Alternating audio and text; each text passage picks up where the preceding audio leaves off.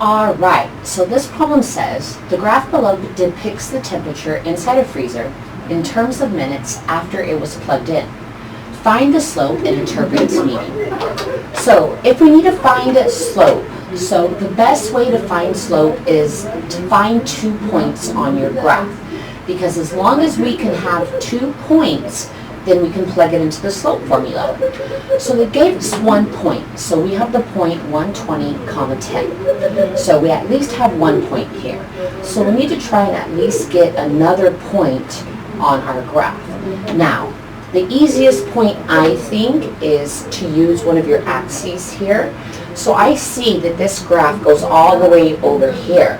Now, I know that this y-axis right over here, so it has a 0 as an x value here, right? Because if we're taking a look at plotting this here, think of this as the origin, right? If this line kept going, if this line kept going, this point right over here in the corner is your origin. So you wouldn't move left or right, but you go straight up to 90. That means that the coordinate for this point is 0, 90.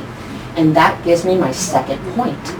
So remember, the slope formula looks like this. y2 minus y1 over x2 minus x1. So I'm going to go ahead and label this point over here x1, y1. And I'm going to label this one x2, y2. And we're going to take those and we're going to plug them directly into our slope formula and find the slope of this thing. So according to the slope formula, slope formula, we're going to do y2, which is 10, minus, which is part of the formula, and then minus y1, which is 90, over x2, which is 120, minus x1, which is 0.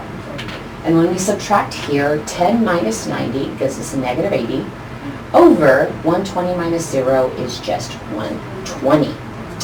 So let's see, if we divide maybe by a 20 here, because we can definitely simplify this fraction. Negative 80 divided by 20 is a negative 4. And then 120 divided by 20 is a 6.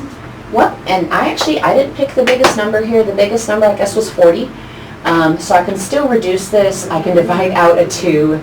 And that's going to give me a negative 2 over 3. Okay, so that means we have a slope of a negative 2, 3. Okay, so it wants us to find the slope, and it says to actually interpret its meaning. So this slope of a negative 2/3. So the negative 2 is our rise. That's our up and down movement. The 3 is our run, which is our left and right movement.